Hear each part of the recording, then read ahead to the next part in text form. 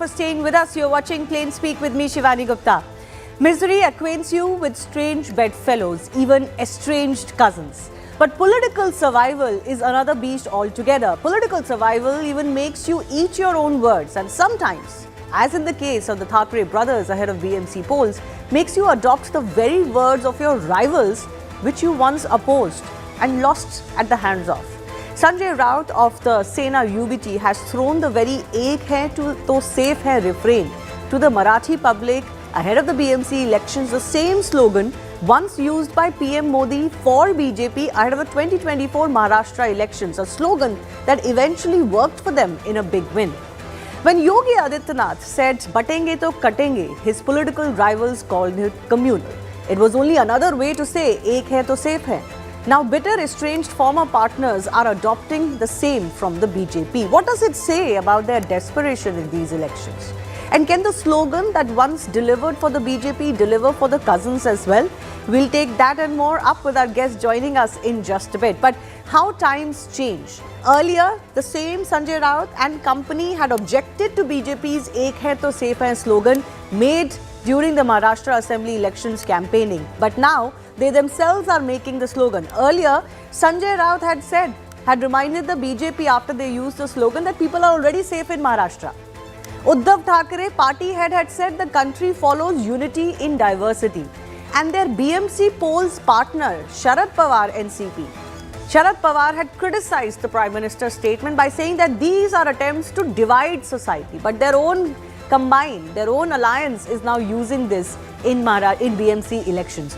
For both Uddhav Thackeray and Raj Thackeray, this election is being viewed as a do-or-die battle. Now, following the 2020 split, Uddhav Thackeray needs to prove his faction remains the true inheritor of Balasaheb Thackeray's legacy. And after years of electoral decline and failing to win a single seat in the 2024 Assembly elections, Raj Thackeray is using this aggressive Balasaheb-style tactics to reignite his party's core base. None other than the Prime Minister himself had first used this slogan in the context of Maharashtra. Remember, after the setback in the Lok Sabha polls in 2024 in Maharashtra, the BJP was aiming to recalibrate its strategy to regain some lost ground. By emphasizing unity within the Hindu community, PM Modi then coined this slogan, "ek hai to safe hai." He first used it at a poll rally on November 8th. The PM accused the Congress of creating a rift between castes and tribes, and thus was the context of this statement. And Devendra Fadnavis, the later Chief Minister of the state, had attributed the victory of the BJP in the Assembly elections to the Prime Minister's "ek hai to safe hai" call. Now, it worked for the BJP, but will it work for the cousins too? It may, because it can be an emotive call to consolidate Marathi votes that they are banking on. But it's also not their original. It has a BJP stamp on it. Will the public not remember it? So will they benefit from what is a copycat attempt this time around? Or is it just a reminder of what the BJP had said in the past? That's the big debate coming up. Will the Sena UBT call "ek hai to safe hai" work as far as the BMC elections is concerned? That debate is coming up.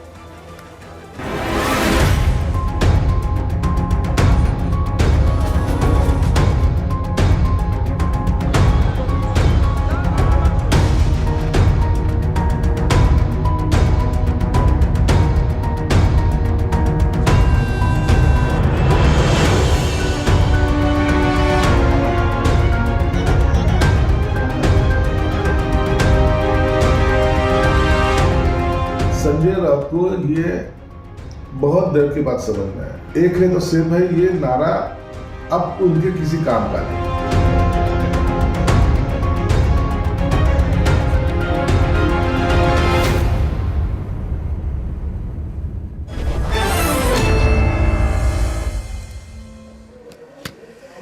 Let's go across to our guest joining us. Rajiv Pandey, spokesperson of BJP, Intikhab Farooqi, leader of the Shiv Sena UBT with us, Chitra Batham, spokesperson Congress, and Varun Singh, journalist, joining us. Intikhab Farooqi ji, this statement that has now been co-opted by your party, it sounds like this is desperation at its worst. Otherwise, which political party would ever like to, reuse a slogan that was first popularized by their rivals?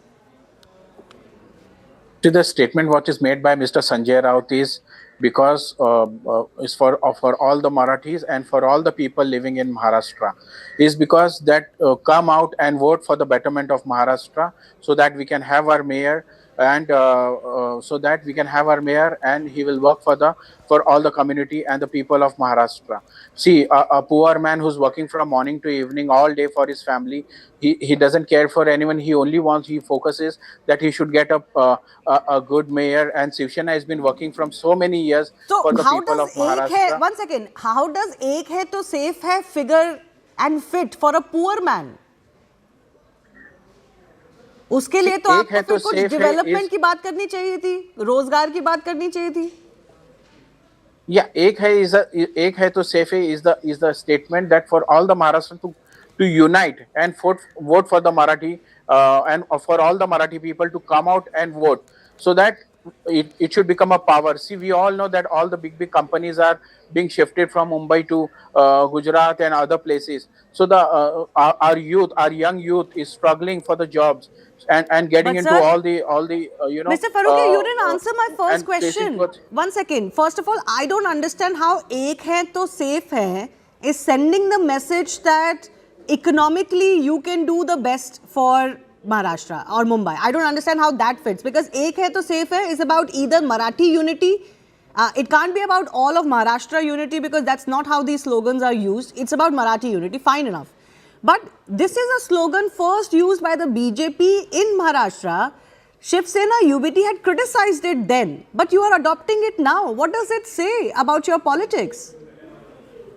Definitely, it is only a statement, is because as tomorrow is the election, and definitely people from all over Maharashtra and Mumbai will come out and vote for the Thackeray brothers, and they will definitely come out But and आपने vote in BJP a का big slogan margin. उठा लिया Farooqui And ji. One second, आपने BJP का slogan उठा लिया. Slogan भी आप बीजेपी का यूज कर रहे हैं.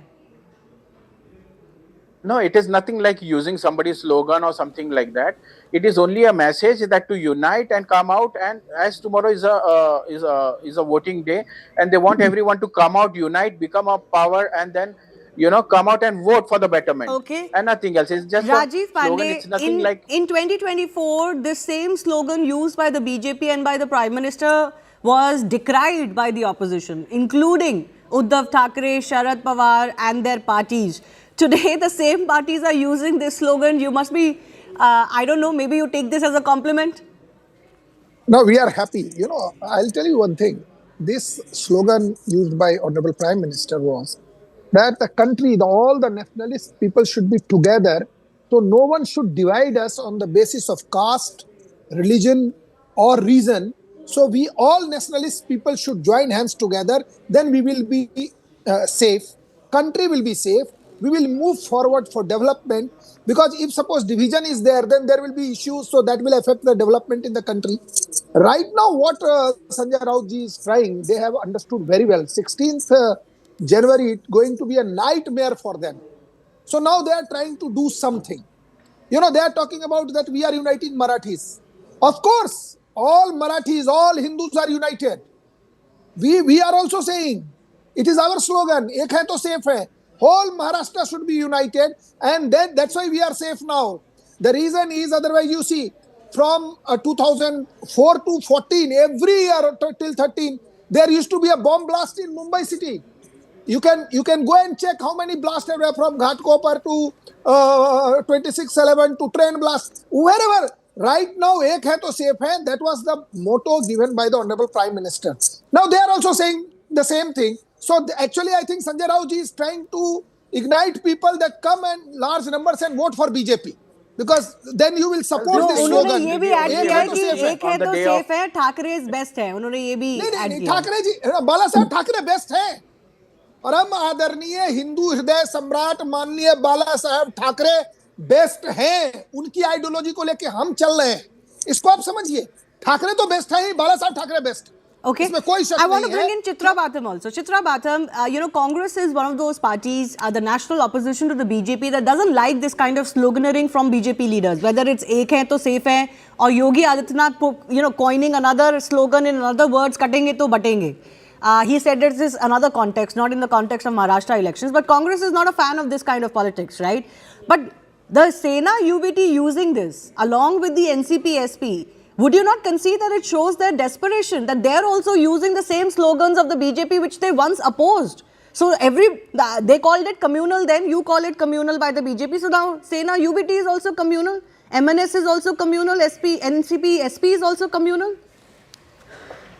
Shivani, good evening to everybody. Shivani, I believe we must understand that unity in diversity was the original slogan given by our founding fathers, and that was copied by Prime Minister and rephrased as "Ek hai to safe hai." We all know that BJP is the symbol of communalism in our country, and which is why the context in which these slogans are used has to be understood. So over there during the Lok Sabha elections, when they said "Ek hai to safe hai," they directly meant, oh, Muslims are not included. 80-20 की राजनीति हमें करनी है. We just want to consolidate everybody who is a Hindu, be it an OBC, SC, ST, and just take their votes and then later on deprive them of their Agreed, rights. agreed. Now, I am not disagreeing with that. But your Maha MVA alliance partners are using this.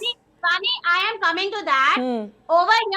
Over here in BMC elections, a parachute neta from Tamil Nadu called as Annamalai comes and says that Bombay is not part of Maharashtra. Then why must any nationalist party would not go back to Ek Hai To Safe and say all the Marathis, be it Hindu, Muslim, minorities, Sikh, Isai, anybody, North Indians, etc., to come together and save Bombay and save Maharashtra. Why it should not be read like that way? So in this context, that's a tenuous argument at best. Chitra Bhatam, Annamalai's comment. Bombay is not Maharashtra. I must tell you, Bombay is the pulse of Maharashtra. Bombay cannot be taken not Bombay. away by Time and again, divisive Italian forces spokesperson is saying Bombay. It's Mumbai.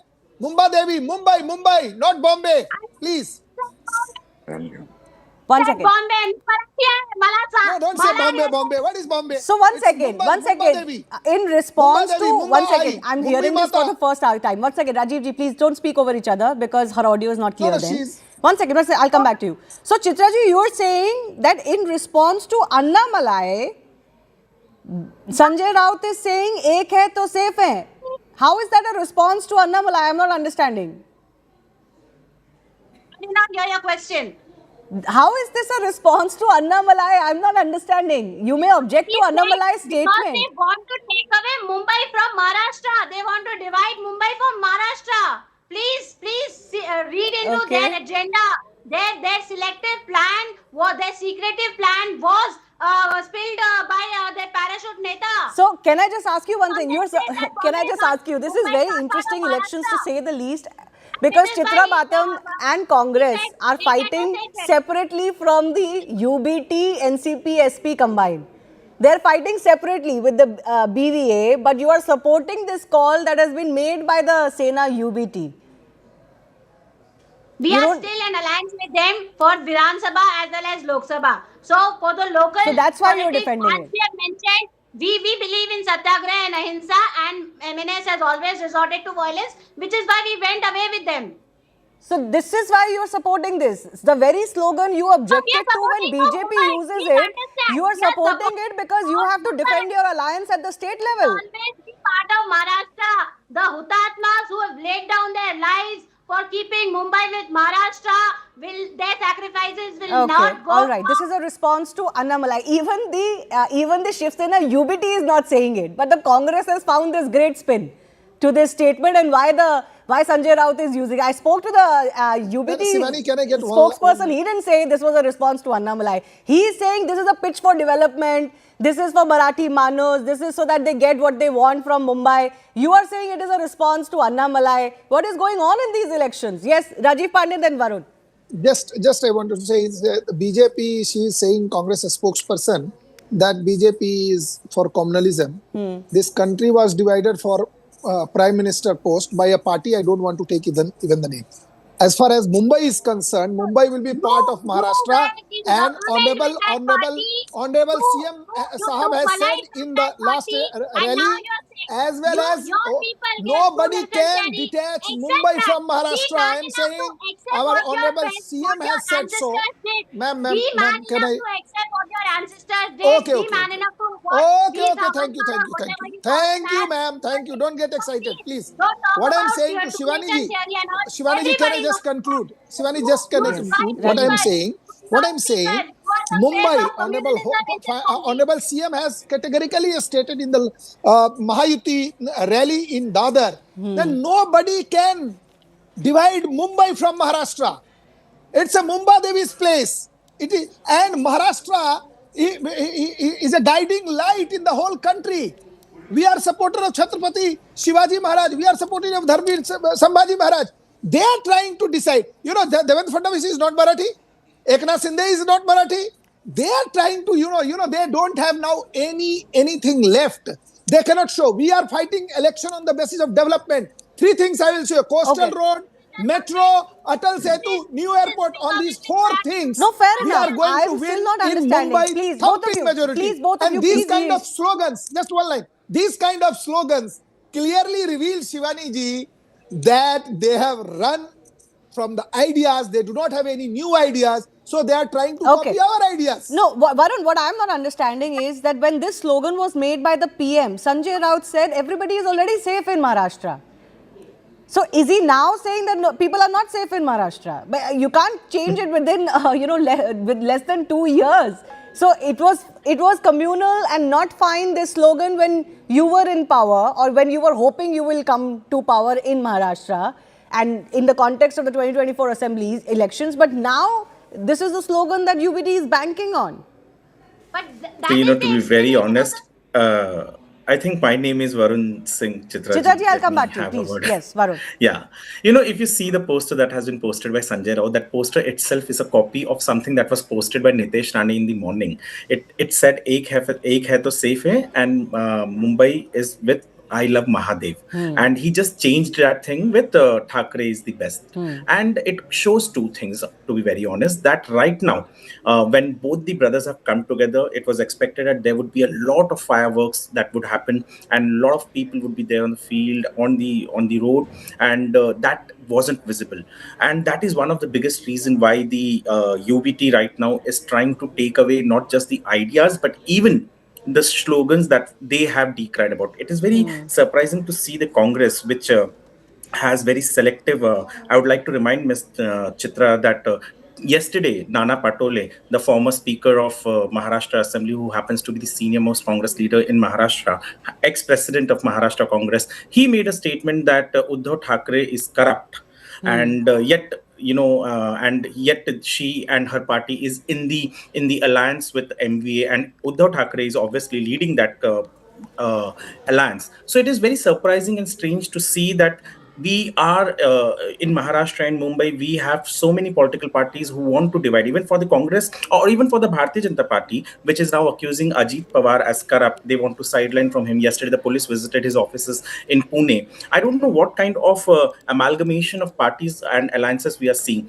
Coming to the question that you have asked me about UBT, to be very honest, right now, if you see, Aditya Thackeray just few hours ago had raised an issue about the radar in Dahisar, which is a very prominent area, and then the CM came up and has clarified on it. That shows that there are multiple issues, things that have been discussed already, solved already. Those are being raised right now because there are not they. It is very sad to see that for the 15 days the campaigning was happening in Mumbai, none of them spoke on development. Today they are raising, when everything has come to an end, all these political parties are raising issues on development and ek hai to safe hai, the thing Okay. that the UBT was trying to shy away Mr. from. Faruqi, is that not fair to say that you've run out of ideas, you've run out of planks, you've run out of ways to, somehow take this election to the BJP Shinde Sena combined, which is why you're having to resort to all of this, short of ideas, the UBT We are and not MNS?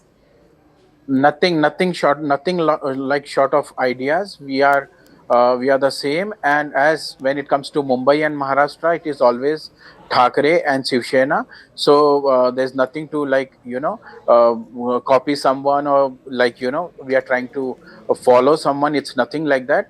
But when it comes to Mumbai and Maharashtra, definitely tomorrow is the day, and people will come out and vote for the people of Mumbai and Maharashtra, and for Mr. Uddhav Thackeray and MNS. People are trying So what is your different plan? So once ideas again, and once again, different topics, issues they are trying to bring up in media, whether when it comes to Annamalai or something, and different stories, but nothing is going to work out.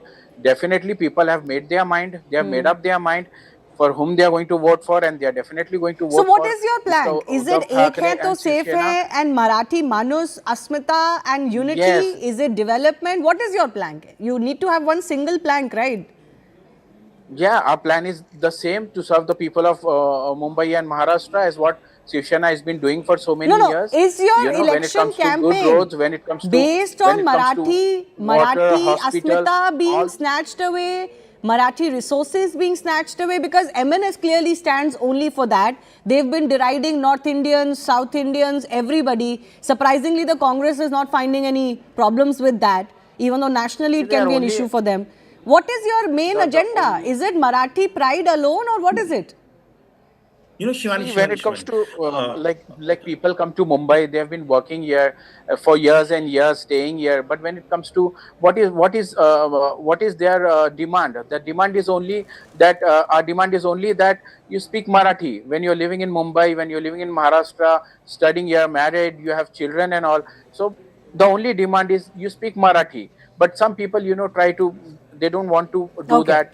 That is where things come Shivani, up. Okay, can so I it's a just- So Marathi that is the plank, only and demand is. Ek Hai To Safe Hai is about that. Yes, Varun. Shivani, just one thing. You just spoke about the Congress being a national party. In the morning, the Congress party's president in Maharashtra, Harshvardhan Sapkal, came out with a statement stating or bringing down Bihar. His statement was clearly that Maharashtraचा Bihar करायचा आहे का Devendra फडणवीसनं. So, to be very honest, what the thing that Chitra just mentioned, that they went away from MNS because they were doing a politics of Hooliganism. hate or divisive politics. That is the same thing their party is also promoting. And to talk and to just to I am a Mumbaikar, and Mumbai doesn't belong to Thackeray's, or Mumbai doesn't belong to a single political party. It is a shame that people like Intakab Faruqi comes over here and says that Mumbai, a city where 107 people from across the country have given their life for this city, belongs to just a family. That is not acceptable to anyone over here, and that plank has failed, and that is the reason Well, why we'll have to now wait and instead see, of because Thackeray this brand, is they have a to come last here. ditch effort to see Shivani? if that plank works. Yes, Rajiv Pandey. Shivani ji, Shiv Sena UBT spokesperson is saying it is for their party. Yes, it is. Of course, it was BJP Shiv Sena who has ruled for so many years. In last election, BJP and Shiv Sena, united Shiv Sena, I am saying, when Eknath Shinde ji was with Uddhav Thackeray ji, we fought separately. BJP managed to win 82 seats, and Shiv Sena, united Shiv Sena, 84. won 84 seats. Yes. And right now, out of 84, 54 has gone with Eknath Shinde ji. Where is the fight? On 16th, we will meet No, Shivani we'll Gupta wait ji. and see. It doesn't mean they can't win those wards Well, again. No, of course. is- But I am saying right now the issue is BJP Can at justify its Shivani own, for It is we whatever only he won a day's 82 time, and seats. Yeah, I definitely we will understand. get a good I result understand. on the You 16th. were the smaller partner, but by And the then we time got 82 2017 BNC elections were held, we have those results. We can play them 82 out. seats. You were They neck got to neck 84. with the Yes. party that seemingly had the control of the BMC for decades and was considered the custodian of the BMC. So you're saying that was no longer the case. You were already A neck to neck. large But things part have of that changed quite a Shiv Sena bit has already since then. gone. No, things have Large- changed quite a bit since then. I want to understand from Chitraji. Chitraji, how will you justify the fact that the Congress is not opposing the kind of politics that Thackeray brothers are playing in Maharashtra? You seem to have a tacit understanding that Thackeray brothers will consolidate the Marathi voters, and Congress fighting separately will benefit some of the non-Marathi consolidation, benefit from the non-Marathi consolidation. I think that has been the strategy. One NCP Sharad Pawar party member as much as said this to us, that there is also a strategy to Congress not fighting with us. It is also We your also have discomfort to with MNS. understand. But how will you justify the fact that in Maharashtra, as Varun is saying, you are playing exactly the parochial regionalist politics that you condemn other parties for, and you're unwilling to condemn the kind of rhetoric that is coming in from UBT, Sena and MNS? Shivani, I would like to tell you that whatever Modi ji has talked about Chandrababu Naidu, when during the elections, he said that he is senior to him and in corruption and all that, and yet he's sharing the satta with him.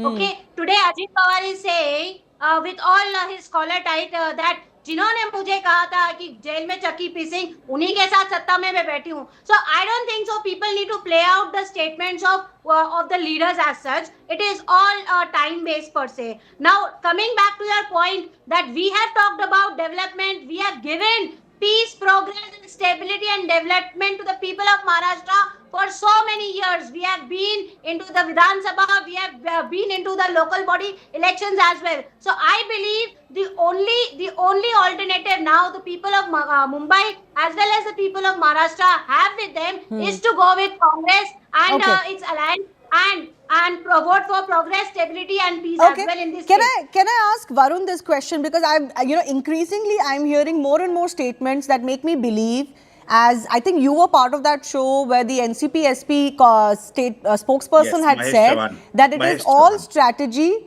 Congress not fighting with us is also strategy, because Thackeray's will consolidate the Marathi Manus vote, and the counter polarization that will happen of non-Marathi votes shouldn't all fall into the BJP's kitty. Do you sense that maybe post-poll these parties will all come together? Absolutely. What else do you get out of it? That the Congress, which till 1993 had a mayor in Mumbai, R.R. Singh was their mayor, I think last, uske baad bhi ek do mayor hue the inke. And today, they couldn't find their alliance, the Congress and the VBA couldn't find candidates for 21 seats. Can you believe out of 227, their alliance doesn't have candidates on 21 seats. And these are the 21 seats where the UBT can have can have a safer win, because these are the seats where they thought that if giving candidates might hamper the chances of UBT. And this clearly shows that the Congress, it is very sad when I see Congress, such a grand old party, stands in Mumbai from where it was born, from where it has ruled for so many years, standing diminished. They have served their own vote bank to the UBT on a platter, and they are unable to get it back. And these are not my statements. These are the statements by Congress leaders themselves. Okay. And no, today, but on the face of it, what looks like the Congress was wanting to go solo, Congress didn't want to be seen on the same stage. It is as all a Raj facade. Thackeray. It is a facade. Seems It is a like that is facade. only one of It is a the facade. front facades. It is- The reason also is that they want to benefit or cut down the counter non-Marathi consolidation for the Absolutely, BJP. absolutely, Rajiv absolutely. Pandey, in that sense, this is strategy by the opposition. You can't hope to get all the non-UBT, non-Marathi or non-Thackeray loving vote into your kitty. No, don't say non-Marathi, ma'am. We are party of Marathis in Mumbai. Thane, Konkani, Vidhan Sabha, you have seen. But you're kind of hoping the performance. non-Marathi vote will come to you No, no, exclusively because of the rhetoric of MNS and Sena. We are going to get all votes from all communities, from all states and Mumbai, Maharashtra, everywhere. That is one. Second, of course, there are 31 seats, around 31, 32 seats, where Congress and NCP last time won. They are Muslim seats. There we are fighting. We are trying to win those seats. There, Congress party is a Muslim party in Mumbai. I'll tell you, Shivani ji, very frankly, they do not get any other vote except Muslim vote. And you can go and check the data. I think Varun Singh ji can throw light on that. So there will be a fight, and all Hindus, or everybody is going to vote for BJP. No, you are not answering my question. The Congress's strategy or the Maha Vikas Agadi strategy is don't fight these elections together. Fight it separately so that they can also benefit from both the Marathi voters and the non-Marathi voters. That's what I'm saying. People are smarter than Rahul Gandhi ji and Rajiv Pandey. People are more smarter. You have seen in Bihar. They tried all tricks. You have seen in Maharashtra Vidhan Sabha election, they know who is for whom. Okay. In 10,000 Mumbai, rupees work in with Mumbai, they won 6 seats in Bihar by catching the feet of Charachor Lalu Yadav. What So that story? people What know very well. You SIR understand. You with join here? hands with the Okay. Charachor. So whatever the You- strategy you- is, BJP Tapan says they're very People are confident that more it's not going to intelligent have than you any and me, impact ma'am. on That's ground. my view. But we'll wait and Don't see. get We're now captured. on the eve as far as the elections are concerned. I do thank all of our guests for joining us. But here's a reminder of what somebody who is a quintessential Mumbaikar, Shobha Dey, had to say on this whole Marathi Manas tactics or election pitch that is used in elections and what Mumbai would really like to hear from politicians. Listen. I'm saying have some respect for what the city actually is made of, which is legacy and heritage and mangroves and cultural hubs and a sense of inclusivity. And will you please stop this Marathi Manus nonsense? According to me, every single person here at the gateway who feels for the city is from the city or can call himself or herself a Marathi Manus. What is this divisions that are being created, which are ugly and they're not in the interest of the city? They only benefit political parties, and it's about time citizens spoke up. Moving on. Another day, yet another temple scam that is grabbing all the headlines. The Kerala High Court has now directed the Vigilance and Anti-Corruption Bureau to investigate embezzlement of up to 35 lakh rupees in the sale of ghee at Sabrimala temple within 2 months. This comes amidst alarm over sale proceeds of over 16,000 packets of Adya Shishtam ghee, a sacred offering sold to devotees at 100 rupees a packet from the counter between November 11 to December 26 last year, not been remitted to the Devasam board account. This isn't the first time, remember, that there are alarming irregularities or even theft that is coming to light from the Sabrimala temple. It's been in the headlines for all the wrong reasons recently. This massive heist involving gold-plated panels from the temple Sanctum Sanctorum had come to fore over the last few months, and now this separate financial scam has been unearthed involving the sale of the sacred ghee itself, which is offered to the deity. In the 2019 gold scam, gold-clad plates were intentionally mislabeled as copper plates to bypass strict oversight. And in the alleged ghee scam, an audit has revealed that the proceeds from the sale that run to 35 lakh rupees have been siphoned off. In the gold theft case, former TDP heads, temple's chief priest, among several other high-ranking officials have been indicted for criminal conspiracy and misappropriation. And in this latest matter of the ghee scam, the Kerala High Court has called the scale alarming, ordering a vigilance probe. But this is not just the story of Sabrimala temple alone. You look at Guruvarur temple gold and ivory mismanagement case, audit reports revealed that gold and silver vessels returned after rituals were consistently lighter than recorded earlier. And over 530 kilograms of ivory was reportedly missing from the temple's sanctuary. Tirupati temple allegations surfaced that 68 lakh kilograms of spurious ghee containing animal fats was supplied to the famous Tirupati Laddu making, and it was estimated to be causing a loss of 250 crore rupees. At the same temple, which is one of the largest in India, not just in South India, a 54 crore rupees scam was exposed by the by the agencies. A contractor supplied 100% polyester shawls for a decade, which was meant to be silk shawls. And now this gold theft and ghee scam that has come to light from Sabrimala as well. Now here's the rationale for government control over temples. This has been made for a very, very long time, and it has still been made because people believe that large temples in India have so much wealth that they should be controlled by the government, otherwise there will be too much corruption. So what does Article 25 of the Constitution say? It says that the state has the power to regulate economic, financial, political or other secular activities associated with religious practice. The Supreme Court had ruled that the state can regulate administration of religious or charitable institutions in a secular manner. State oversight via departments like Hindu religious and charitable endowments is intended to ensure transparency. That was the big aim. Government intervention ensures that temples remain open to all sections, enforcing social reforms and inclusion of marginalized communities. The state has used its authority to abolish hereditary rights over temple management and priesthood, aiming to democratize access and representation. But look at what's happening in these temples. Is there still an argument to be made that temple control is helping manage these temples in a better way than their local priests or families can? That's the big debate on the back of another scam coming to light from Sabrimala.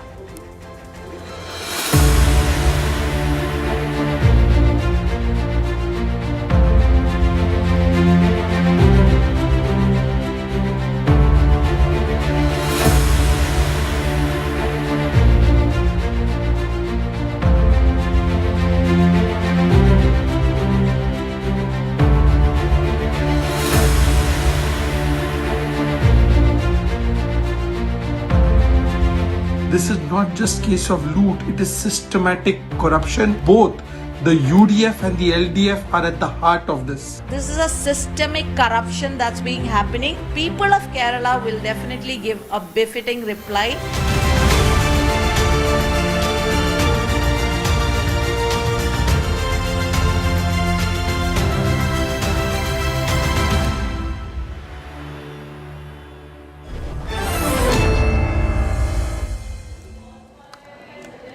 Let's go across to our guest joining us, Colonel S. Dini, spokesperson of Kerala BJP with us, Advocate B.N. Haskar, political analyst, and Mithun Vijay Kumar is also a political analyst who often bats for freeing our temples, especially in these southern states. So, Colonel Dini, I want to begin with you. How does the BJP look at what even the Congress is calling a systematic theft, systematic abuse of what's happening in our temple? And this is about, you know, not just temple control, temple management, some of the policies that these boards may have, but about loot of what is temple wealth. This is hereditary temple wealth. This is wealth that should not just remain within the Hindu community or the community that is the caretaker of those temples or the devotees, but it is being actually looted in blatant corruption.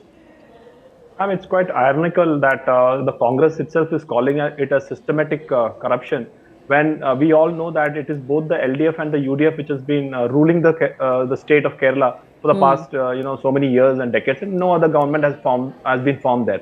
And so, what has the Congress-led UDF done about it? Nothing. What has the communist-led LDF done about it? Nothing. So basically, what is happening in Kerala is, ma'am, it is not only it's a question of looting a temple or one temple at Sabrimala or Guruvayur. It's actually more than that. It is all these things. We can understand that it may be happening in other parts of the country as well. But in Kerala, why is it happening? It's more of a destruction of the faith, because for the reason is that there are ideologies which has to be got into the Kerala society, which is over a period of time it comes with the theory that there is no God. So the same Sabrimala temple was burnt many decades back. So, and what happened to that report? It never saw the day of light. Why? The reason is because that there were again interests there, the political interests there. So what I'm trying to say is, ma'am, that irrespective of whether it is the LDF or the UDF, this loot, this systematic institutionalized corruption which is happening in various temples in Kerala will happen because there are political interests there for both the CPM and the Congress. So both have to. It is not just eroding temple wealth, it is the erosion of the faith itself. Mr. Bhaskar, do you want to respond to this, Mr. Haskar? Because, this is now happening repeatedly in big, large Kerala temples. All of them come under state government control. All appointees are left appointees. In Sabrimala, just the shocking gold theft that has come to light before this ghee scam. I mean, can't even understand how a government can defend something like that happening under their noses. So why should we not see this as some sort of a left conspiracy to both erode temple wealth but also faith, because they clearly stand against it? After the sensational gold scam, this is also unearthed by the Sabrimala special officer who has given a report to the High Court regarding the ghee scam. Another person whose name is Sunil Poti is behind the entire scam. I do admit that there is a there is a dereliction of duty from the part of the officials of Travancore Devasim Board or the officials of the Sabrimala temple. I do admit there is a mistake happened or dereliction of duty happened due to this. But it is also, again, it's a pointing point. Another point which we can raise is that it is due to the interference of Sabrimala special officer. This thing is noted to the Honorable High Court of Kerala, and the Honorable High Court of Kerala interfere in the matter. We can consider this is also a small scam, but which cannot be treated as likely, because already the state vigilance and anti-corruption bureau is going to take action against these culprits, and immediately they will be put behind bars, like the persons who are accused in the gold scam. They are all behind the bars, and not even they are not. The court is not willing to grant bail to any one of the accused who is already completed his 90 days of incarcerations. That is also a highlighted point in this case, and the SIT is going to give final report within time span. You are giving credit to the state government, but what is also true is, for example, in the gold theft case, the government is accused of trying to bury it, or was trying to shirk or minimize what was going on at Sabrimala temple when it comes to that gold theft case and the sensational discoveries or allegations that were coming out. There seemed to be a sense that the left government was trying to just bury it under the carpet. I'm also joined by Sabyasachi Chatterjee, leader of the CPIM, joining us. Mr. Chatterjee, why should this not be seen as utter failure of the CPIM government in Kerala? Look, that in I temple after temple, there is loot and only loot and corruption coming out. I'll be telling you, when this CPIM is running a government in a state within this structure where the corruption is a part. Now the question is outlook of the government regarding the corruption. Whether the government wanted to shield anybody, whether the government wanted to protect anybody, whether government wanted to give any shelter to anybody, any special treatment. Even the Chief Minister's statement in December 9, probably, the Chief Minister said the government is not coming to save anybody. So that is the approach of the left government. Left government is not going to hide anybody whoever it may be associated with any Devasthanam. Can I ask you something? The state, you can say this, that we are going to have an impartial probe and not let anybody escape the law if you didn't have a direct role on it. Here, the state runs the temple. You are equally culpable. Look, I will be telling you, the position of law is a little bit different. It is not the state runs the temple. It is the administrations of the temple which is under the control of the state. If you are well aware about this kind of legislations, which says the management of the temple will be run by and the management is corrupt. Managed by the state. And the management itself is turning out to be corrupt. The corruption is of the management only. That CPIM has already declared that there is no corruption. Corruption will be an inevitable part of the government system.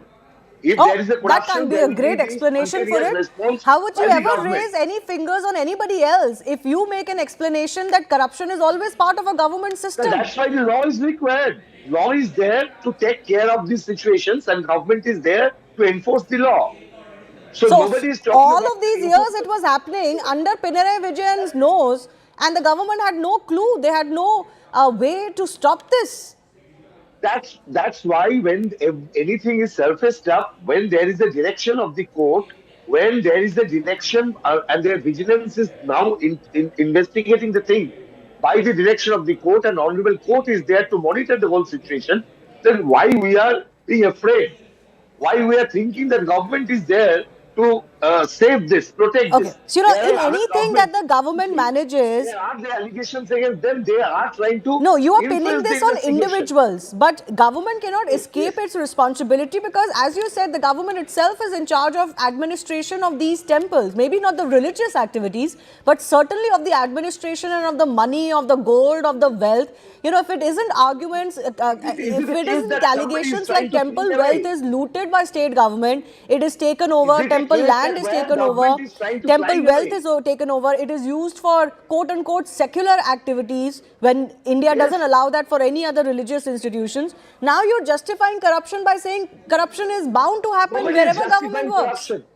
Nobody is justifying corruption. I am just reminding the role of a state government when there is an allegation of corruption. When the there is state an government allegation itself of corruption, is in the dock here. Even against the highest persons. sitting in the administration of the state. It is about the approach of the government. Whether Okay. the government Mithun has Vijay taken the correct Kumar, do approach. you buy this argument that the state has acted as and when these scams have come out, so therefore it is unfair to question the state control of these temples in the first place? See, I think they're missing out a big point here. The Travancore Devasam Board is not an independent group of devotees or something. It is a body created by the law and effectively controlled by the state government. But I think the CPIM panelist has pretty much agreed that corruption is inevitable under CPIM government. But Mr. Haskar was trying to blame the Shabarimala special officer to protect the political appointees on the Travancore Devasam Board. But this is the Kerala High Court that has called that there is a deep-rooted systemic failure. Exactly. This means the problem isn't just one officer, it's a broken system that allowed 35 lakh rupees to be stolen in just 2 months. The board is in charge of the temple's daily operations, so they can't just blame anyone. The board is in charge of the staff, the board is in charge of the money. If 16,000 packets of ghee go missing and no receipts are given to devotees, it shows that the board failed to do its job. So blaming an officer does not change the fact that the board let this theft happen under its watch. And the bigger thing and is, the bigger question that's coming to light, once again, Sabyasachi Chatterjee said something very interesting. Wherever there is government control, there is bound to be corruption. So please make me understand that what rationale is left to control temples. Why are Hindu temples controlled by the state? Not just in Kerala, but the entire state and state governments in India, when they also can't stop corruption. In fact, corruption, one could argue, happens more because of government bureaucracy and babudam. This can be an argument. You can always argue, but at the end of the day, I think that's the a question. law. One second, let Mr. Vijay respond. Let Mr. Mithun Vijay respond 1 second. If corruption has to happen, because as a citizen, people are told, oh, these are such large temples, they have so much wealth, they cannot be given to individual families or priests to run. Larger Hindu communities at stake. But when the state runs them, even then they are riddled with corruption. So what argument is left, Mithun? Definitely. States like this, especially what we are seeing here is what Sabyasachi might be seeing is, or maybe what he's talking is about the Kerala government in particular, where you see scams after scams happening in this state, right? Gold scam, dollar scam, PP kit scam, Shabarimala gold scam, and every scam leads to the chief minister's office ultimately. So maybe that's why Sabyasachi is pretty much convinced that this happens in Kerala and especially under this particular government. But other governments, I just can't blame every government because there are temples that are very well managed compared to Shabarimala. So the problem is when they're cheating the devotees here. When devotees go to Shabarimala, they say kallum mullum kalik mette, which means stones and thorns are mattress for the feet. So that's the level of devotion a person visiting Shabarimala would be having. But when Kerala government looks at Shabarimala, they see business, and for years they have we have seen a systemic attack on Shabarimala, and the government that takes the donations made by the devotees also has a duty to protect, is what I feel. And what we see instead, Colonel Dinny, is that when the Sabrimala pilgrimage takes place, now year after year, particularly for the last few years, we are seeing devastating scenes of the conditions in which those devotees are having to make those pilgrimages. So where is that wealth going? The central question is, temple wealth is for devotees, temple wealth is for Hindu welfare, but in India it has become a state's business what to do with that wealth and actually not use it for the purposes that it's meant for. So once again, Mr. Dinny. There's just no, absolutely, ma'am. There's just no doubt. And I have been to Shabarimala as recent as on January 1st this year, and this was my 15th visit to Shabarimala. So, and when you go there, ma'am, what Mithun was saying, you will understand what it really means. Absolutely pathetic arrangements for the devotees. Devotees are supposed to be, like there's a faith that you have to go through the hardships. So even if you don't do anything for the pilgrims, they are okay is the mindset of the government. So one has gone to so many temples all over India, and one finds that basic amenities are also not available in Shabarimala. With so much of protest and happening now, there is an attempt being made by putting Mr. Jayagumar and all as the head of the operations there. So what I'm trying to say is that every year lakhs and lakhs of people visit Shabarimala. But the kind of facilities which are available there is pathetic, and there cannot be any debate on that. Number one. Okay. Number two, Mr. Sabyasachi mentioned that the government has got no control over it. It is the Devasam board. So the Devasam minister, there is a minister, there was a minister in the cabinet of Mr. Pinarayi Vijayan. The person who has been arrested so far, there are almost a dozen people who have been arrested, which includes there was some president, Mr. Padma Kumar. He is a CPM political leader. All these presidents, vice presidents, these board members, they are all political nominees. They are all political nominees. Now, of these people who have been arrested so far, all of them have, a CPM. They are all political CPM leaders. Let him respond. Now, I've got a minute left. Mr. Chatterjee, please respond. This is the stamp of the CPM on all the appointees. It is this specifically Kerala government. I said it is the state and the state structure. In this structured state structure, the corruption is inevitable. So then you should leave control of it. No, you should start a movement saying we don't want to control temples. Ma'am, I have to tell you one thing, that one of the exceptional situations doesn't talk about the whole scenario. If there is a complaint, there is a High Court monitored investigation, let us wait for the outcome of the investigation. If there is anybody whose name, even the name of Mr. Padmanabhan or someone who happens to be the CPIM cadre who has been pointed out, even he has not been saved. Chief Minister himself said nobody is going to be saved. So let us wait for the outcome of the investigation. Ma'am, the High Court Preliminary has why the big fish has still not been caught. Gold, now it is ghee. This is the verdict of the High Court. Let us deal with the whole thing. Okay. Will the big fish also be caught in the net? Because it cannot happen without an understanding throughout the bureaucracy. We'll leave it at that. I thank our guests for joining us. The Right Stand is coming up next.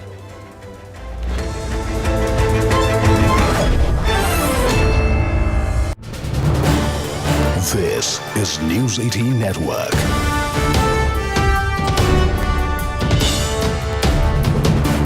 India's largest news network. To Iran, tensions are soaring high as reports emerge of nearly 2,000 deaths in a brutal crackdown on anti-government protests. Meanwhile, the US President Donald Trump has urged demonstrators to keep going on, saying help is on its way, escalating already high tensions with Tehran. Iran's defense minister has warned of a powerful response to any US aggression. Top Iranian official Ali Larijani has blamed Donald Trump and Israel's Prime Minister Benjamin Netanyahu for the bloodshed.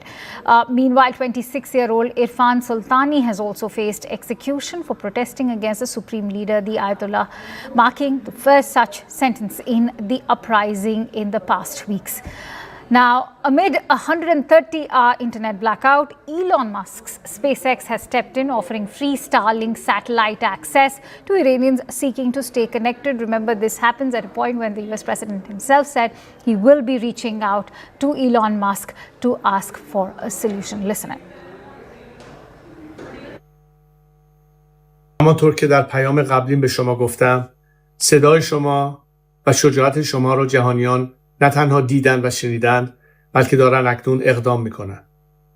قاعدتاً تا به حال بایستی پیام رئیس جمهور امریکا رو در ضمن شنیده باشید. کمک در راه هست. مبارزه رو همطور که تا به حال انجام دادید ادامه میدید. نگذارید که این نظام شرایط رو عادی جلوه بکنن. بعد از این همه کشتار اخیر، یک دریا خون بین ما و این رژیم هست.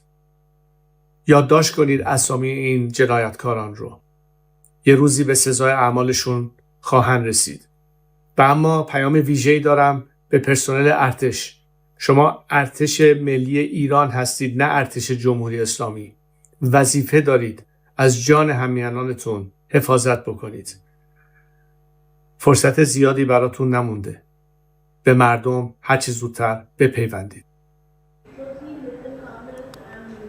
So remember, from cracking down or even killing the protesters point blank, it is now also the regime moving over to the execution of these protesters. And 26-year-old Irfan Sultani is believed to be the first anti-regime protester in the latest Iranian uprising to reportedly be given a death sentence, according to human rights organizations. And CNN's Isobel Young speaks to one of the family members of the protesters who hopes that the US President Donald Trump could change her own cousin's fate. It must be incredibly raw for you. You've only just received this message. Your cousin is due to be executed extremely soon. How are you feeling? من واقعا انقدر در شوک بودم، انقدر گریه کردم که الانم شما این وضعیت منو که ببینید، من در شوک کاملم. همش احساس میکنم یک خوابی دارم میبینم که واقعا همه در حالت خواب دارم انگار به سر میبرم. Sumaya says that she is living in fear that her family member is about to be executed by the Islamic Republic of Iran. Irfan Sultani is 26 years old and he's believed to be the first anti-regime protester in this latest uprising to be given the death sentence, according to human rights organizations. What is it that he's been protesting for? What does he want to see happen in Iran? ایشون همیشه به عنوان یک پسری بوده که به عنوان اینکه همیشه می‌خواسته که برای حداقل‌های زندگی حداقل آزاد باشن مردم ایران، برای آزادی ایران همیشه می‌جنگیده و امروز ما شاهد این هستیم که زیر چوبه دار هست این بچه. The protests that Irfan took part in were huge and they turned violent.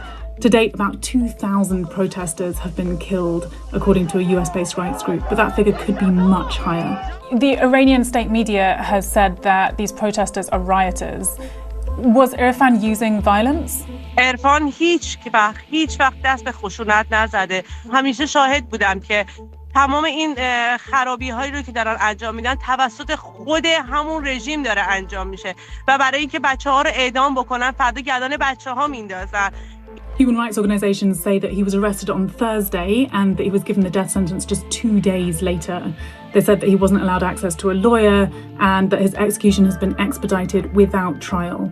Tehran's prosecutor on Friday said that some protesters could be given the death penalty. Iranian state media says that rioters have killed dozens of members of the security forces, but we've not been able to contact the Iranian government for comment. Sumaya says that there's just one person who could save Irfan from being killed, and that's President Donald Trump, who has threatened military action if protesters continue to be harmed. من خواهشی که دارم مثلا الان ثانیه‌ای ما نیاز به کمک ترامپ داریم. همه مردم به اون حرف ترامپ اعتماد کردن که اومدن کف خیابون. مردم عرفان اعدام بشه. خواهش میکنم. All right, staying with the story, getting in breaking inputs. This as Tehran has warned neighboring countries hosting US troops that it would retaliate against American bases if Washington carries out threats to intervene in the protests in Iran. Big statement coming in. Remember also an indication that this is going to spill over to Iran's neighbors as well. Let's quickly take this forward with CNN News 18's Zaka Jacob, who's joining me live from the newsroom. Zaka, this is indeed a direct warning now, not just to Israel, but also to Qatar.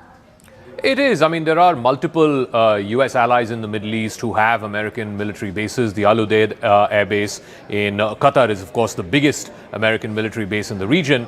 But then it's also a question of capability. We saw, back in June after the 12-day war, Iran tried to attack the Al-Udeid air base in Qatar. There were no casualties anywhere in that base or in the vicinity of that base. But look at what America and Israel managed to achieve back in June in that 12-day war. In precision airstrikes, they managed to completely take out the uranium enrichment program in 3 of those sites, in Fordo, in Natanz, and in Isfahan. And so the options that Trump is looking at right now, certainly military options are on the table. That's what the US White House press secretary said as well. And Trump himself said that he's looking at a range of options. So limited precision airstrikes would be the sort of surgical way to go, and he's been emboldened by the fact that not just the 12-day war, which America and Israel easily won against Iran back in June, but also what's happened recently in the case of Nicolas Maduro in Venezuela. He's been emboldened by these operations, and he pretty much realizes that this is perhaps a once-in-a-generation opportunity where if there is one final push by the American Special Forces or whatever options he chooses, then this could lead to potentially the fall of a nearly 50-year regime. This iron fist that's been employed by the Ayatollah regime over the last 50 years. Remember, Ayatollah Ali Khamenei, the supreme leader of Iran, is 86 years old. I mean, he's not really in the prime of his political career, as it were. He's really in the twilight. And now this could also potentially present the Iranian people, as well as, of course, the Western intermediaries, with an opportunity to try and see who the successor to Ayatollah Ali Khamenei will be. Remember, in Venezuela, what effectively they managed to do is to depose the number 1 and make the number 2 as the leader of Venezuela. They basically cut a deal with the vice president at that time, Delcy Rodriguez, and she's now the interim president of Venezuela. The problem in Iran is, you have various, clerical elite who are effectively the Guardian Council or the Council of the Elders, who effectively run the country, at least from a clerical, theological point of view. Then you have the government under Masood Pezeshkian, which of course seems to have a slightly reformist bent of mind. And then you have the security forces. You have the IRGC, the Al-Quds, the Basij resistance. They're all sort of very, very important players into what happens next in Iran. So it's not just about the removal of the supreme leader and replacing him with someone else, but it's a question of whether the system can be changed, whether the regime can be changed.